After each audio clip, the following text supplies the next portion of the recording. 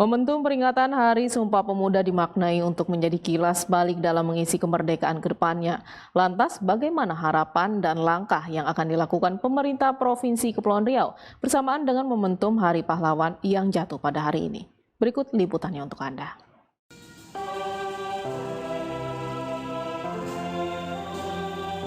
Gubernur Kepulauan Riau Ansar Ahmad bersama seluruh jajaran pimpinan Forkompimda menghadiri upacara ziarah dan tabur bunga di Taman Makam Pahlawan Tanjung Pinang. Momen ini kerap menjadi momen penting saat merayakan Hari Pahlawan. Usai upacara dan tabur bunga yang dilakukan oleh Gubernur dan seluruh FKPD ke sejumlah makam pahlawan, Rabu pagi Ansar mengatakan, di Hari Pahlawan ini ia mengajak masyarakat, khususnya anak muda, agar dapat melanjutkan perjuangan untuk mengisi kemerdekaan dengan berbagai kegiatan yang positif dan bermanfaat untuk memerangi kemiskinan dan kebodohan.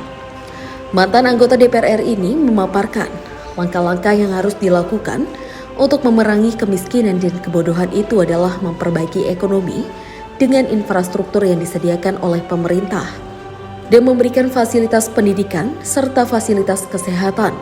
Lanjutnya, apabila semua sudah terpenuhi dan melihat kondisi COVID-19 melandai, maka Pemprov Kepri akan mempercepat investasi dan ekonomi ke Kepri, terutama di bidang pariwisata yang selama ini terhambat akibat pandemi. Rendahnya kemampuan ekonomi, pendidikan jadi rendah, tingkat produktivitas rendah, tingkat kesehatan rendah. Maka untuk meningkatkan produktivitas itu, kita mesti perbaiki ekonomi. Kalau ekonomi sudah membaik, semua infrastruktur kita sediakan, fasilitas pendidikan bisa kita siapkan dengan baik, fasilitas kesehatan dan kebutuhan masyarakat lainnya. Maka kita fokus setelah melandainya COVID ini, usaha percepatan pemulihan ekonomi yang kita lakukan. Apa itu? Yaitu mempercepat masuknya investasi ke wilayah Kepri, kemudian menggerakkan kembali berbagai aktivitas investasi dan ekonomi di Kepri yang sampai saat ini masih ada yang belum bergerak seperti sedia kala ya, seperti pariwisata. Mudah-mudahan segera bisa kita gerakkan kembali, dan saya kira pertumbuhan ekonomi yang memberikan trickle down efek ekonomi ke masyarakat dengan distribusi pertumbuhan itu lebih baik ke masyarakat, saya kira. Sementara itu, Panglima Komandan Gabungan Wilayah Pertahanan 1, Laksdia TNI Muhammad Ali yang bertindak sebagai inspektur upacara mengatakan bahwa upacara ziarah dan tabur bunga ini merupakan bentuk penghormatan atas jasa para pahlawan yang telah berjuang mengorbankan harta, tenaga, bahkan nyawa untuk kemerdekaan Indonesia, khususnya Kepulauan Riau. Sehingga untuk hari ini dan kedepannya, Jenderal Bintang 2 ini berharap agar masyarakat Indonesia bisa berusaha untuk meneruskan semangat perjuangan para pahlawan dengan mengisi kemerdekaan melalui karya-karya dan kontribusi untuk memajukan negara ini.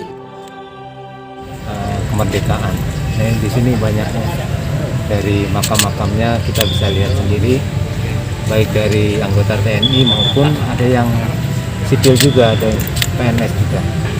Mereka semua berjuang untuk kemerdekaan. Sekarang bagaimana kita mengisi kemerdekaan? Seperti yang tadi disampaikan Bapak Gubernur pada saat upacara, sekarang kita berperang melawan kemiskinan dan kebodohan. Jadi pendidikan diutamakan dan kesejahteraan masyarakat. Harapannya Pak? Ya, harapannya semoga kita bisa melalui masa-masa sulit pandemi ini. Dalam kegiatan tabur bunga yang berlangsung di Makam Pahlawan Kota Tanjung Pinang itu, tampak hadir mendampingi Gubernur Kepri, Dewi Kumalasari, Kapolda Kepri, Irjen Pol Aris Budiman, hingga Wakil Wali Kota Tanjung Pinang, Endang Abdullah, dan beberapa kepala OPD di lingkungan Provinsi Kepri dan Pemko Tanjung Pinang.